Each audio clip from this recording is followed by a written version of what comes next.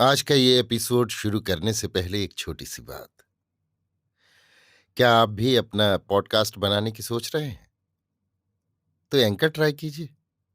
ये पॉडकास्ट बनाने का सबसे आसान तरीका है। नंबर 1, ये फ्री है।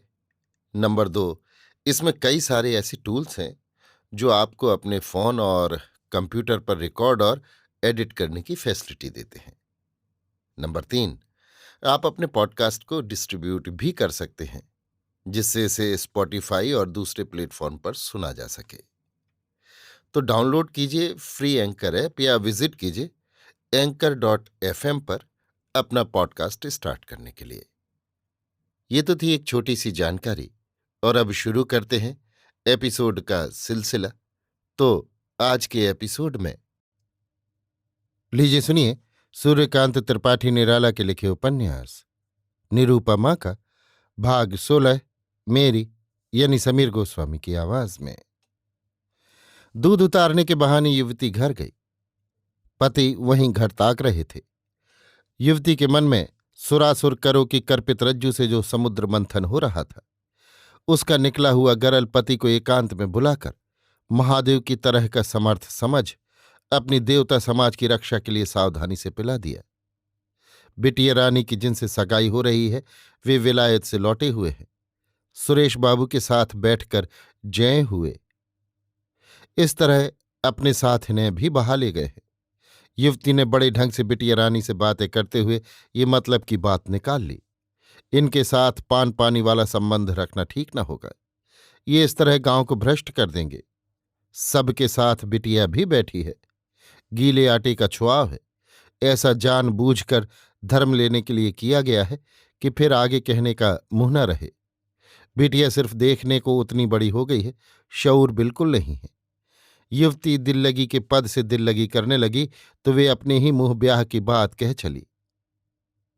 भगवान की इच्छा थी, नहीं तो कल किसी का धर्म न रह जाता।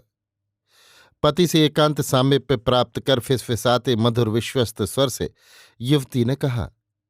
महावीर सुनकर भौं कुटिल कर पदक्षेप से कोने में खड़ी की तेलवाई लाठी लेकर बाहर निकला।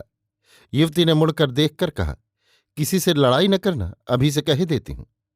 बैठ चुपचाप, गंभीर स्वर से कहकर धर्म रक्षा के लिए संदेशवाहक अग्रदूत की तरह महावीर बाहर निकला और गांव के मुखिया के द्वार पर पहुंचकर जोर से लाठी का गूला दे मारा और मुखिया हो कहकर ऊंची आवाज लगाई।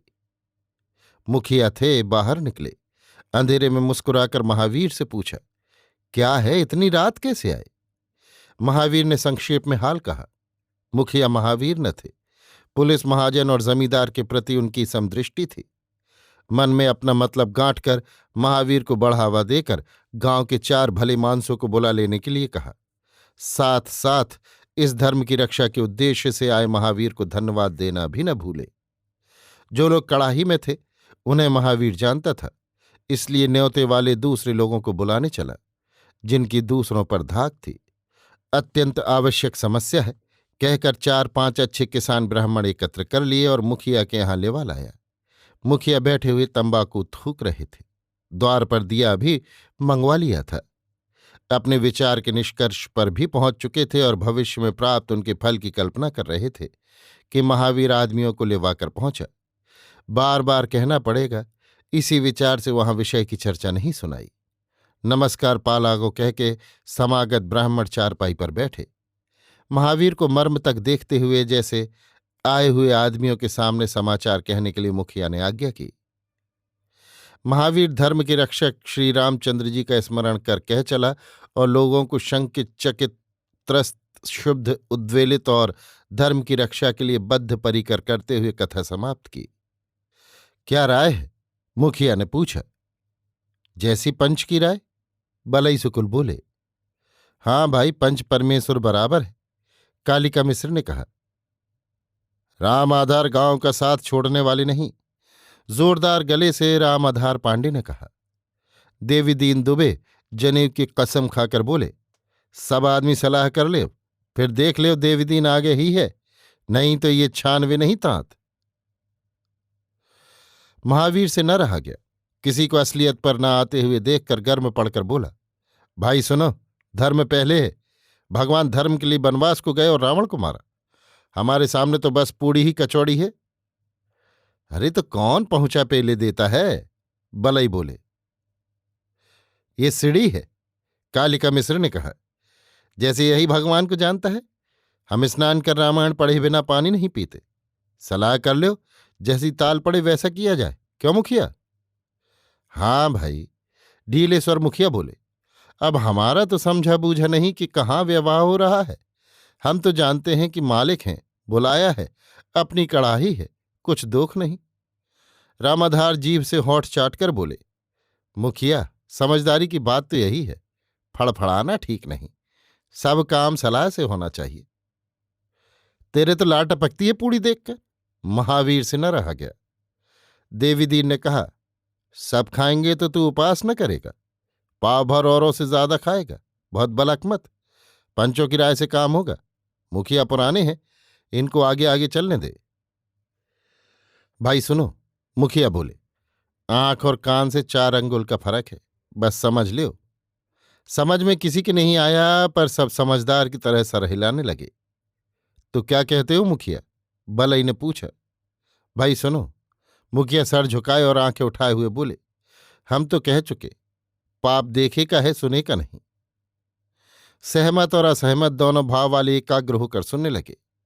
कुछ देर तक जवाब न मिलने पर मुखिया ने फिर कहा। जगन्नाथ जी में 7 जात के लोग एक साथ खाते हैं, घर लौटकर अपना अपना धर्म कर्म करते हैं। अभी लोगों की समझ में विशेष बात नहीं आई। सिर्फ राम आधार को कुछ आशा बंधी और महावीर जगा। फिर भी किसी को कुछ कहते न देखकर मुखिया बोले। जब कहो कि रेल में मुसलमान किरस्तान सब रहते हैं, पानी न पिएंगे, धर्म चला जाएगा, तो इस तरह धर्म नहीं जाता। कहा है, आपतकाले मर्यादा नास्ति। हमारे गांव के मालिक हैं। कहा है, राजा जोगी अगिन जल, इनकी उल्टी रीति। ना जाने कब क्या कर बैठे। इनसे विग्रह ठीक नहीं। फिर हमारे अपन नहीं, और हमारा सर्वस इनके हाथ में है। काछी कुर्मी तमूली तेली बरम भोज करते हैं। सब लोग जाते हो, खाते हो और दक्षिणा ले आते हो, तब धर्म कहाँ बह जाता है। हमारा इनका जितना व्यवहार है उतना न तोड़ना चाहिए, क्योंकि हमारा इनका सदा संबंध व्यवहार रहेगा।